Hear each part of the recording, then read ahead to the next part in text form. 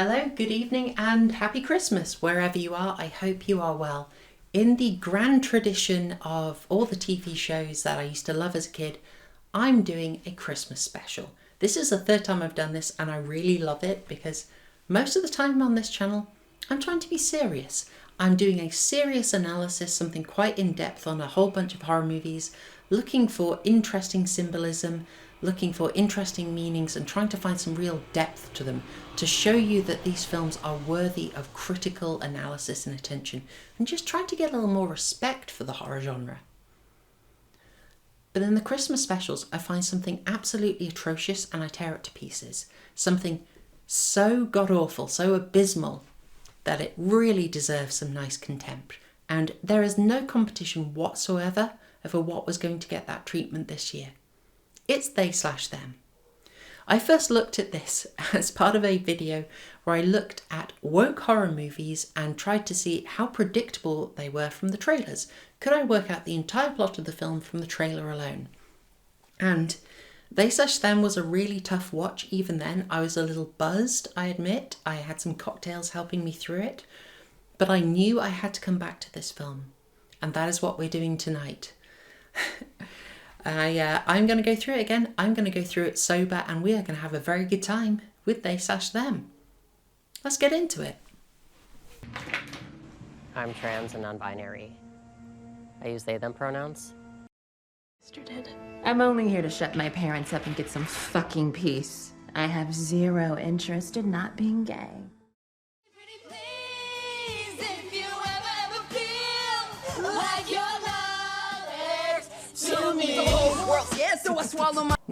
Nope.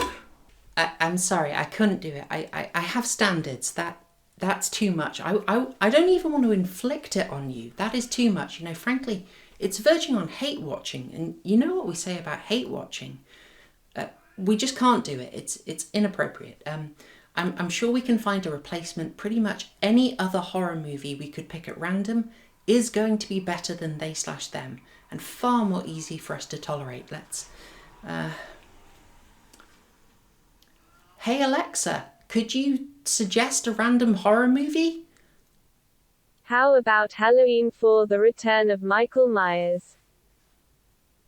I'm going to need a new intro, aren't I? Each generation has grown up scared by folk tales of monsters. In the 16th century, American pioneers feared the Wendigo stalking through the forest. All throughout the 20th century, poltergeists haunted the dreams of children. In the late 90s, the modern folktale monster was the Vengarbus. Just hearing that the Vengarbus was coming would have everybody jumping, from New York to San Francisco. However, the most infamous modern folk monster must surely be the Boogeyman, and one series made him the central villain of 12 films. The Boogeyman, The Shape, Michael Myers. Hello, and welcome to the Christmas special.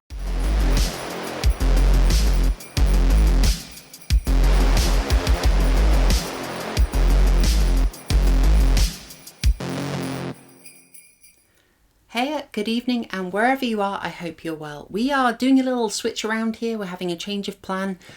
I cannot face they/them, but talking about Halloween 4 actually might be a really good idea because Halloween 4 hasn't had all that much attention, and perhaps understandably. I'm expecting that only a minority of you watching this will have actually gone as far into the Halloween series as to have watched Halloween 4. I'm pretty sure you'll have caught the first, the second, maybe you've tried Season of the Witch if you like things out of the ordinary, but otherwise you've probably not delved beyond that, probably skipped over 4, 5, 6 and went straight to Halloween H20, or even skipped that arc and gone straight onto the 2018 trilogy, Halloween, Halloween Kills and Halloween Ends. So a lot of this might not make much sense to you, so I'm going to try and ground you in it because Halloween 4 is a really weird little film and it's got a lot of relevance to the, how we explain the entire series. Now, assuming that people aren't super familiar with it, I'm going to lay out some details because I have a plan, guys. Halloween 4 is not massively loved. but I think we can save it. And this is something I've wanted to try for a while. So while we are ditching they/them and doing this, I think we can do something that I think is going to be really interesting. We are going to fix Halloween 4 in 7 points and 3 sherries. Maybe 4, I don't know. It could get messy. So why is Halloween 4 so interesting, so worthy of attention, and why did it go so wrong? Well, I think it's because Halloween 4 represents the first attempt to reorientate the Halloween series, to redefine it. That might sound weird, like what's the issue? It's Halloween 4, the return of Michael Myers. It's a Michael Myers in Halloween. What's the problem? And that problem is effectively Halloween 3. Many of you probably know this, but John Carpenter and Deborah Hill, the creators of Halloween, never intended it to become the Michael Myers story. They were quite blown away by the success of the first one. They very quickly made Halloween 2. The joke, as John Carpenter tells it, is that he kind of reluctantly wrote the screenplay in one weekend night with a 6-pack of beers, just sort of knocked it out. It wasn't exactly a passion project. What they really wanted to do with Halloween from the start is have it as a sort of anthology. Each year would be a completely different tale, all branded under the name Halloween. I mean, there'd been tons of precedents for this, mostly in the TV realm, but it was an idea that had some pedigree already. That is what they wanted to do. But their first attempt to do that, Halloween 3 Season of the Witch, it was a bomb. And that's a real shame. I really enjoy it. It is a weird little film. It is the series' first, but oddly enough, not second experience and experiment with druidic magic. I mean, why not, hey? But it was not popular. So Halloween 1978, Halloween 2, I think 1979, Halloween 3, after a little delay, I think 1982, and then a big gap. The failure of Halloween 3 was something of a crisis. Now, there's another important figure in the Halloween universe.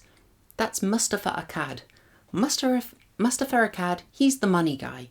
That money in particular, it kind of came from Colonel Gaddafi, but that is a side. We don't need to go down that line. It's just a point of interest. Mustafa Akkad is the money guy, which means largely he calls the shots, but John Carpenter and Deborah Hill, I also get the feeling, were ready to try other stuff, so it seems like they were quite happy to step away and let the Akkad family set the direction, and they decided to effectively play it safe. They decided to redirect Halloween onto the Michael Myers storyline again, and they wanted to make darn sure you knew this. So the film is Halloween 4, The Return of Michael Myers. They are putting in the subtitle the promise. Michael Myers is back, guys. We've listened. We're not going to try and do anything interesting. We're not going to try and experiment. We're going to give you what you want. Michael Myers stabbing people. That's what's happening. I think they may have learned from an earlier experience in the Friday the 13th universe. It's kind of interesting, Halloween learning from Friday the 13th instead of the other way around, sort of paying it back. Friday the 13th, after part 4, the final chapter, had tried to reorientate itself. Part 5 didn't have Jason in it. Now, it didn't actually stray all that far from the mark, as people who've watched it will know. You've still got someone in a boiler suit with a hockey mask stabbing people, but it wasn't Jason doing it. However, part 5 was awful, no one liked it, and so for part 6, they went on a slightly meta direction and pretty much shrugged and said, okay, you can have Jason back. We're going to give him back to you. And just to make sure no one was confused about this, they subtitled the film Friday the 13th Part 6, Jason Lives, just to make sure no one missed it. So yeah, I think Halloween 4 probably learnt from that. They are giving you what you want. Now, we'll get onto this bit later, but as I said, the Halloween series has had to reorientate itself, redirect itself several times, and there are actually 3 different canons branching off from Halloween. This is the first one, what you might call the Thorn trilogy, the Curse of Thorn trilogy. I'm not going to get massively into that, that's a little bit beyond this video, but it's the first attempt to reorientate Halloween back onto a set direction, and it's going back to Michael Myers. When we get past this, when we get into 1998, we have Halloween H20, which ignores 4, 5, 6. It ignores part 3 as well. Everything ignores 3, sadly.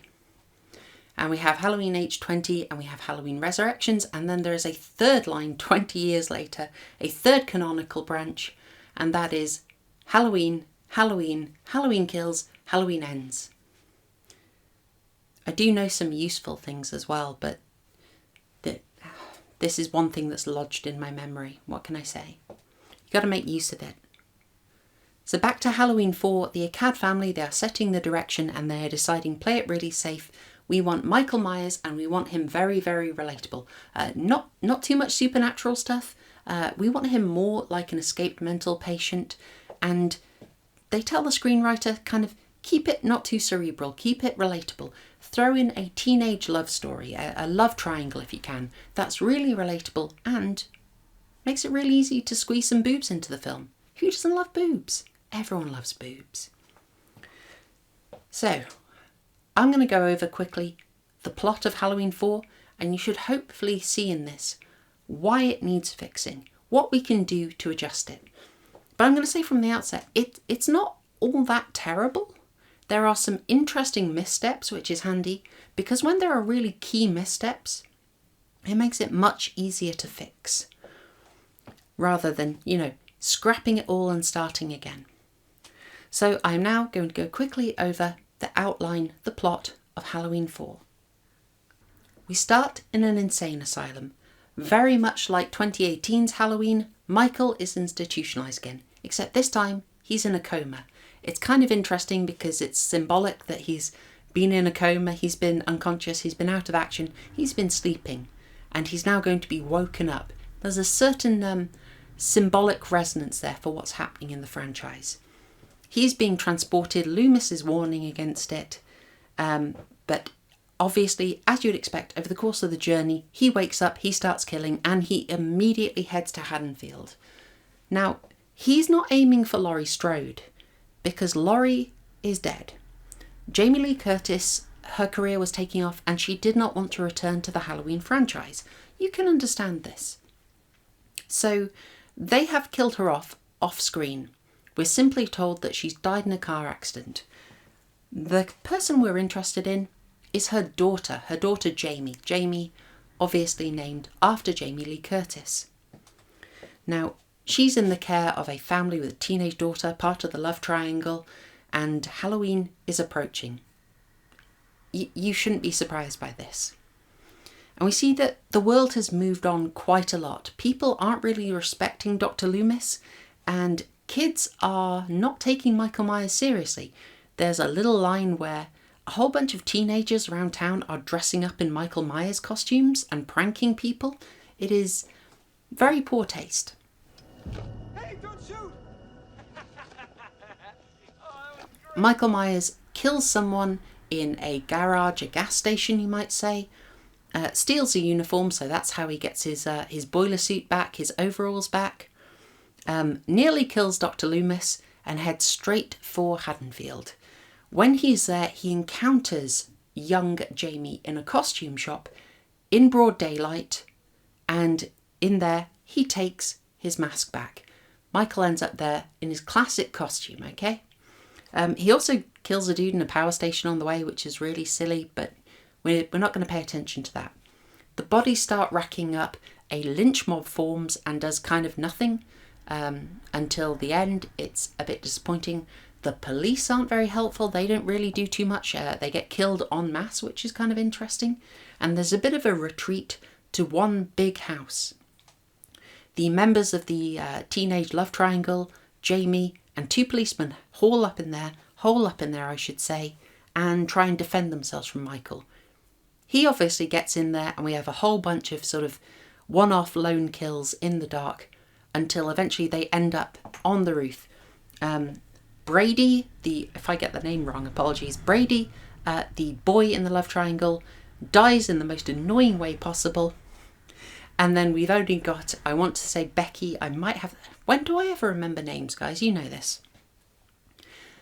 Becky and Jamie end up on the roof. There's kind of an interesting scene there, kind of an interesting fight when they're chased up there by Michael. But eventually Becky falls off, Jane falls off and then has to run away from Michael. She's picked up by Loomis, who takes her to a school. They escape from the school, they're followed there. And then they end up, after a certain amount of silly chasing with a lynch mob helping out, they end up outside a mine shaft. And there, Michael has very nearly achieved his goal. He's nearly got to Jamie, and he actually manages to make physical contact with her when he is shot repeatedly, you know, absolutely festooned with bullets, and he falls back into a mine shaft and disappears. It's one of those convenient deaths. You know, if they want to bring him back, we haven't seen him, you know, for instance, fed into a meat grinder. So it's not hard to explain him coming back, relatively. That is, after 3 what feels like finales, you know, the rooftop, the school, and then a fight outside a mine shaft, things calm down. Loomis goes back with Jamie to their home, and everything is calm until there is a scream upstairs, and Jamie, dressed in a clown costume, very similar to how Michael was at the very start of Halloween. Jamie has killed her mother. Loomis looks at her horrified and screams helplessly, "No, no, no." And we cut to black. And that is the end of Halloween 4. Not bad. What I think you're probably picking up from that is that Halloween 4 is not some crazy departure from the Halloween lore. It is, as you'd expect from a sequel, largely replaying what we know, just redoing the beats over and over again with little variations. However, along the way, there are some key mistakes. Those are what I want to address here. I'll also give it some kudos though. This is not terrible. You'll actually see that a lot of ideas from Halloween 4 end up being reused, most notably in the 2018 canon line. So for instance, Michael killing someone in a garage and getting his clothes again that way, they reused that. The lynch mob was reused in Halloween Kills. So this is not way out of the line. And the idea of Laurie having a story, okay, it was done to much greater effect in Halloween 2018, but it did have some precedence here. Now, what are we going to change to make this work? Because I realise this is never going to be stellar, you know.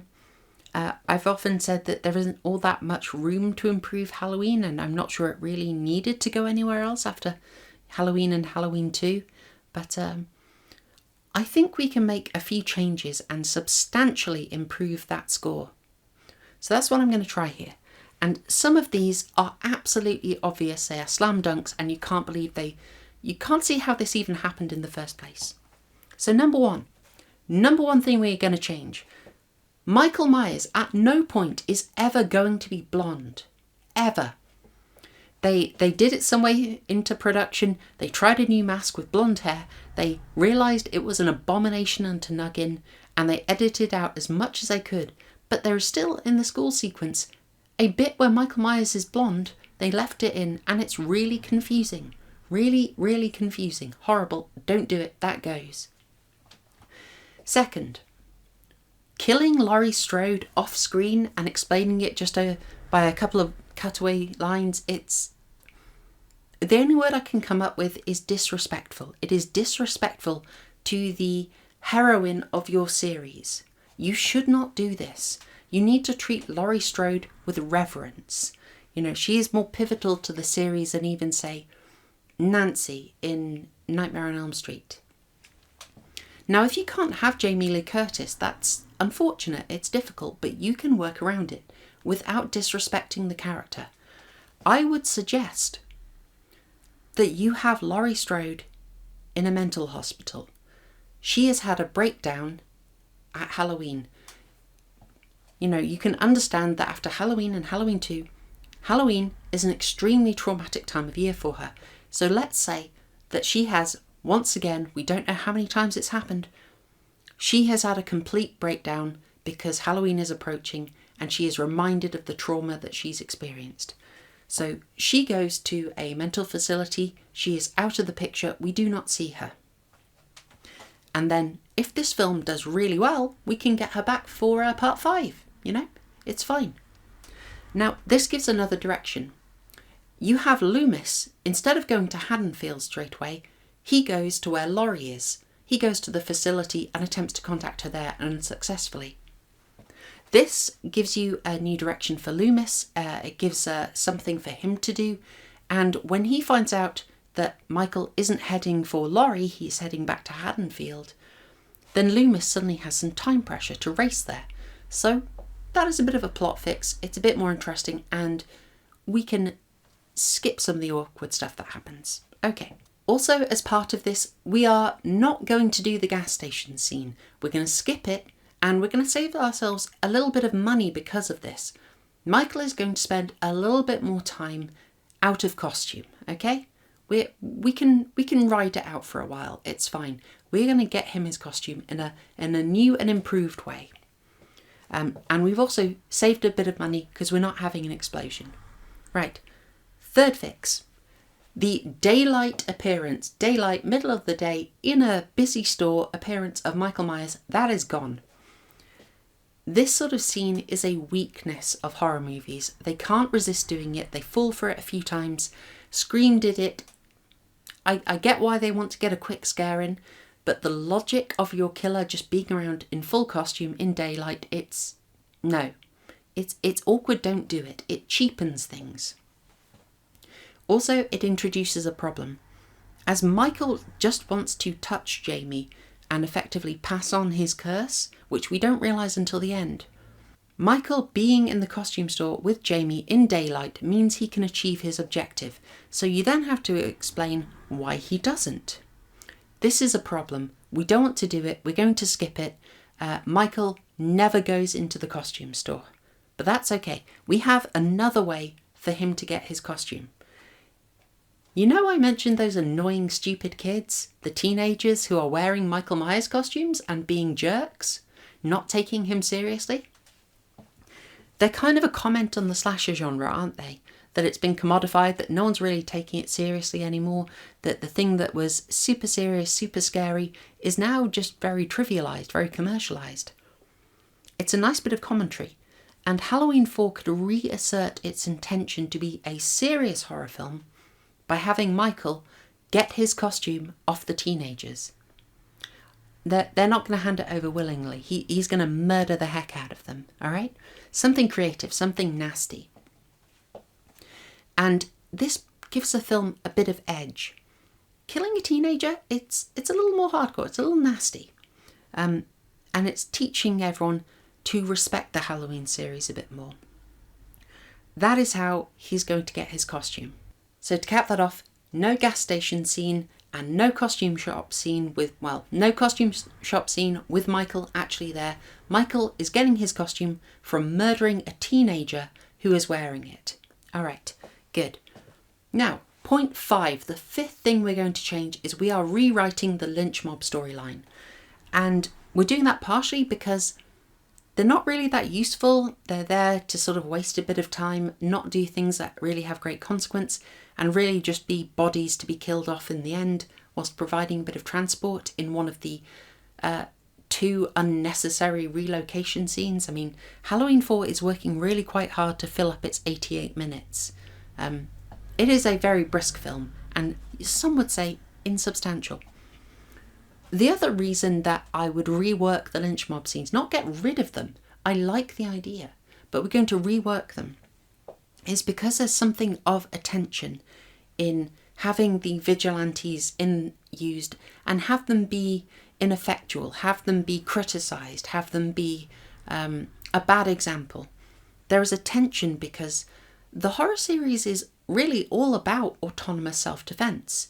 And there are a couple of reasons for this, namely that you need to emphasise how serious the threat is. So if you have an institution, someone designed to guard you, to protect you, who's meant to be the big protector of everyone, and then that is taken out, so the serial killer takes out the policeman, takes out the army, then it shows you how big a threat the killer is.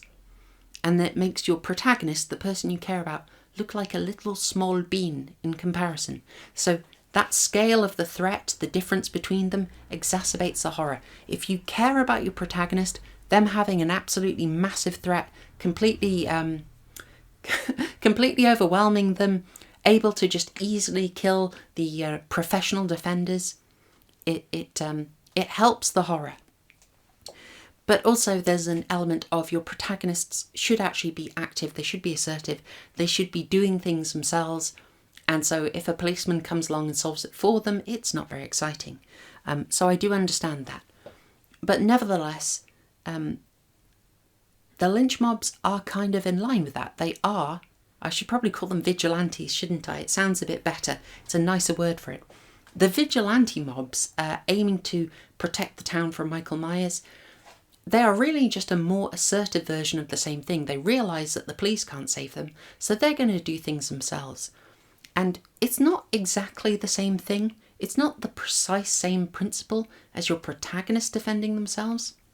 And the key difference is obviously your protagonist is generally trying to avoid the fight and has the fight thrust upon them, whereas the vigilante group is trying to seek it out.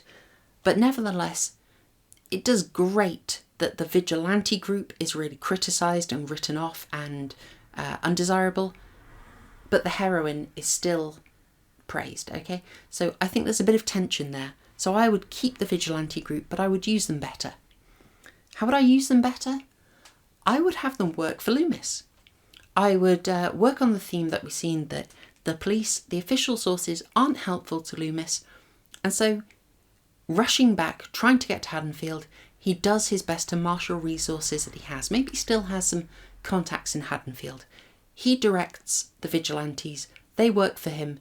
He starts sending them out. That is something more for Loomis to do. It's a bit of a change as well. So it's making better use of him. Fix number 6, the retreat to the house battle. This is a major problem for me. A lot of stupidity happens here, and it's a bit of a horror logistics problem. You've got everyone doing the sensible thing of hunkering down in the house, but then horror sort of demands, or the logic of Michael Myers demands, they still have to be picked off one by one. This is frustrating. It leads to a very repetitive set of scenes where people are acting very stupid. You're assuming that within a house they aren't able to hear each other. Michael, for some reason, stabs a woman with a shotgun. Basically, all the idiocy, or the most outrageous idiocy in Halloween 4, happens in this scene. And it kind of reveals the limitations of the Michael Myers story, I think. Someone does a bit of a logical step, everyone hunkering down, turtling in the house, arming themselves with shotguns. And then you've still got Michael Myers going in there, so you have to do all sorts of heavy editing work, heavy contrivances to avoid Michael Myers just being shot to pieces, as he is going to be at the end of the film. The most egregious part of this sequence is when Brady is on the stairs trying to keep Michael away with a shotgun, and there has to be so much contrived editing to avoid the very obvious outcome of Michael getting his head blown off occurring. It's very laboured, it's very awkward. I'm not sure entirely how you work around that, but anything that avoids you doing this house sequence, it's a plus for me, okay? 7th fix, the final one. The battle on the roof is actually kind of glorious, and I loved it. They should be retreating up there, so it ends up being Becky. I may have got her name wrong. Becky and Jamie go up to the roof, and it's a fantastic little sequence. We have some familiarity with roofs. They feel closer to us. We can empathise with the situation. They're more believable than, a mine shaft. And it also has a sort of symbolic level of, taking things to the next level, if you will. So Halloween, the finale was inside the house on the 2nd floor. They are having their finale on the roof. It is only a slight elaboration, a slight enhancement of what happened in the first film. This is really largely trying to rerun the story beats of the original with small adjustments. And again, That's absolutely fine. This is what most sequels do. So I'm a big fan of how they did this. I like the roof. Now, I want to make more of it. I think this really should be the whole finale. I get very annoyed with the number of relocations. I thought they were unnecessary. I think we're absolutely fine having more time with the roof, doing that as a finale and trying to make the most of it. So I wouldn't have Brady do this really annoying, frustratingly edited fight on the stairwell. I'd say they retreat to the roof early, and to establish how dangerous it is up there, where any misstep could send you falling, going off the roof and dying, especially, if you're a small kid, your chance of surviving is very low. To establish how dangerous it is up there, I would have Brady die pretty much as soon as they get out onto the roof, okay? Michael follows them out there fairly quickly and offs Brady just to establish how big the threat is. That leaves you all sorts of fun for Becky and Jamie trying to work around the sort of difficult terrain, the highly, terrain that you can visualise very easily and understand the threat from. And just try and do more with it. Try and get more out of that sequence until help arrives in the form of Loomis and the vigilante group. So that is what I would do. We're saving all those relocations. We're making more of the threat. We're making more of this quite interesting premise of doing the fight on the roof.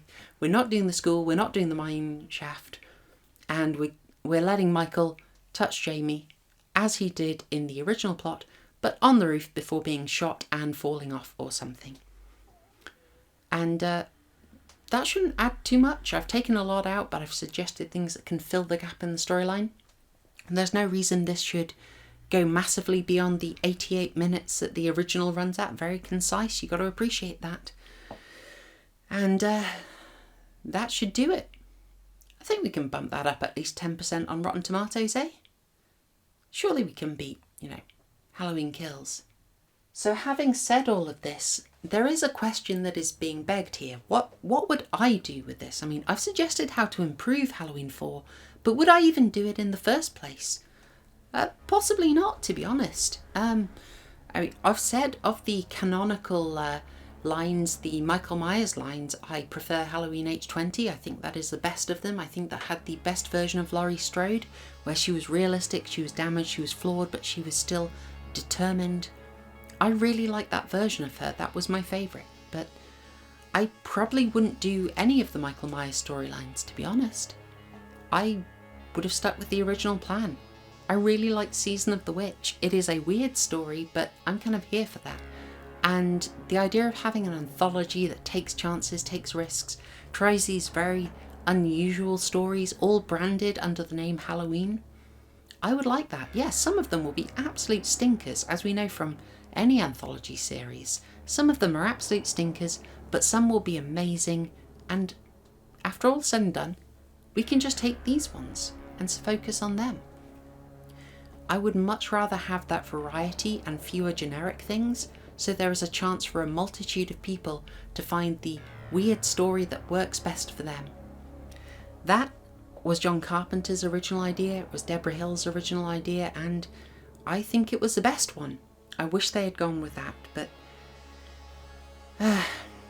sadly, Vox Populi, Vox Dei, the audience were not there for that, Very sadly, the original creators can have something they're more passionate about, but ultimately if the audience don't go for it, you're going to have to give the audience what they want. You're going to have to go back to the original idea, even if it is the last thing you want to do, even if you would really do anything to avoid going back to the original idea because in some way you feel it's beneath you and you dread doing it.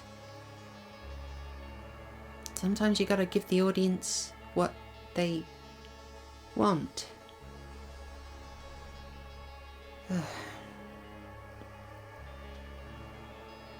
Part 2. Friday. Merry Christmas.